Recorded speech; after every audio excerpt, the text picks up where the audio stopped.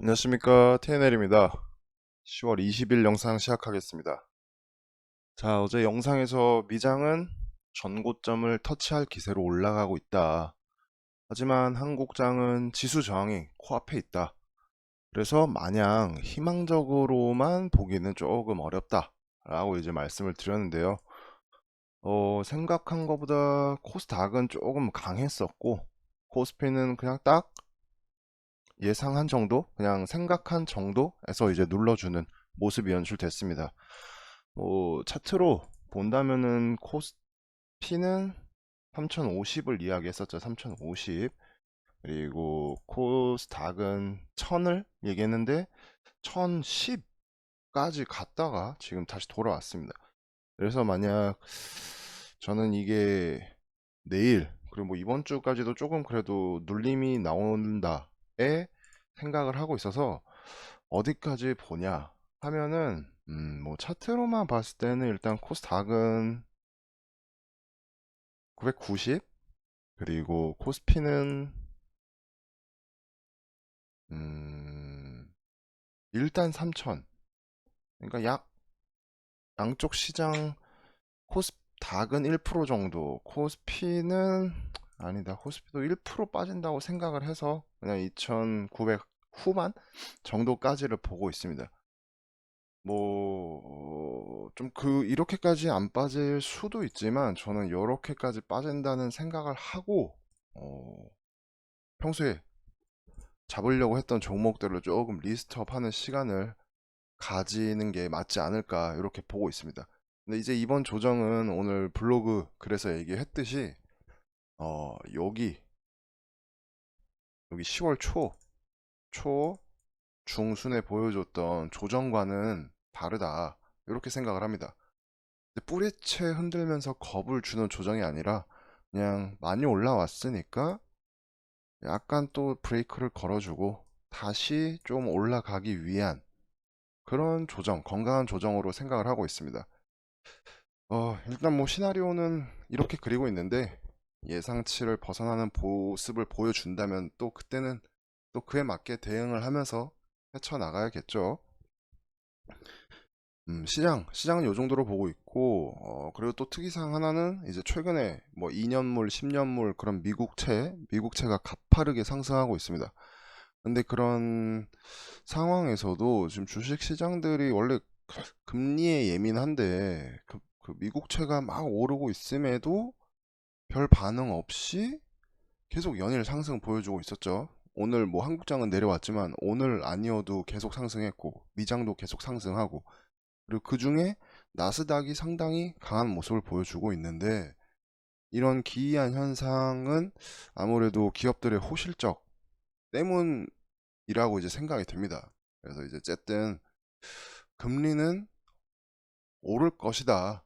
인상을 할 것이다. 하지만 그건 시기의 문제고 몇 번 올리느냐의 문제지 금리는 오를 것이다. 이렇게 보고 있고 당장은 아니지만 시장이 이제 또 휘청거리고 겁을 준다면은 뭐 테이퍼링이 됐든 금리 이야기가 됐든 이런 걸로 또 밀어버리는 이유로 갖다 붙일 수 있으니까 그런 게 있다 정도로만 체크하시면 좋을 것 같아요. 왜냐면 당장은 약간의 건강한 조정 후 상승을 보는 게 맞다고 생각을 하기 때문이죠. 자, 그러면은 뭐 시장 특이사항은 요 정도로 정리를 하고 오늘도 이제 도움이 될 만한 뉴스랑 종목들 한번 간단하게 살펴보겠습니다. 일단 오늘은 조금 컨디션이 좋지가 못해갖고 최대한 짧고 간략하게 필요한 것만 이야기 해볼게요. 양해 부탁드리겠습니다.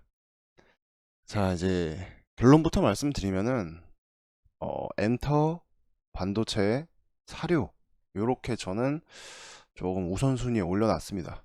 뭐 종목과 그런 이야기들을 좀 하자면은 뭐 원래 SM이랑 저는 를 중요하게 봤는데 되려 JYP에서 오늘 정말 강한 슈팅이 나왔죠. 그래서 요런 종목들 뭐냐면은 뭐 원래는 한 여기서 이야기를 하면서 5일선 깨면서 이거부터 한 72,000원까지는 받아보는 구간이다 했었는데 딱 요렇게 저도 사실 뭐 콘텐츠에 요즘에 취해 있어 갖고 요거를 잡진 못했어요. 근데 내일 만약 바로 출발을 안 하면 눌림목을 노려볼 생각이다. 요런 자리 눌림목은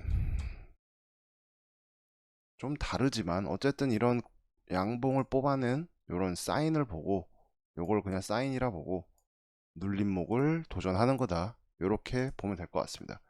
그래서 다시 우선순위를 저도 바꿔서 JYP 1등, SM하고 YG 2등 이렇게 보고 있습니다. 뭐 이유로는 예전에 얘기한 것과 크게 다르지 않습니다.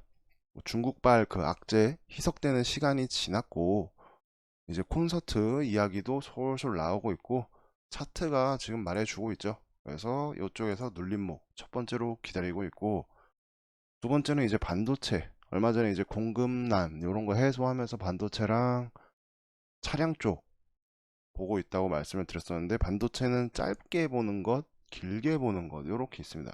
뭐 짧게 보는 거는 이런 KC나 뭐 한국전자홀딩스 또 뭐 광전자 뭐 요런 종목들 그러니까 이미 바닥을 기다가 한 번에 슈팅이 나와서 이런 눌림목을 지금 그리고 있는 친구들 얘네들은 짧게 보는 거고 그냥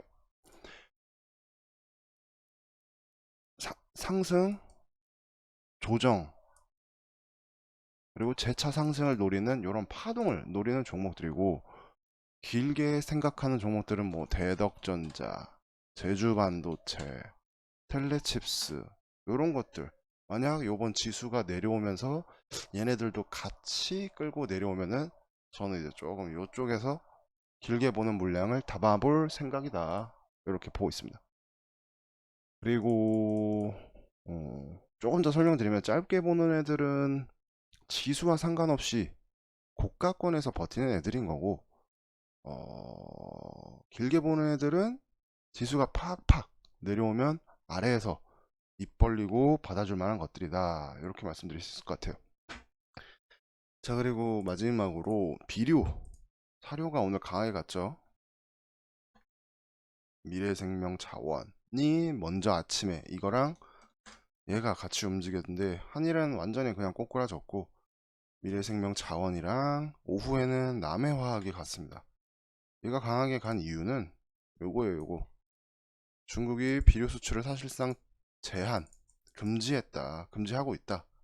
중국 정부가 비료 수출을 제한했다는 보도가 나오면서 주가가 강세다.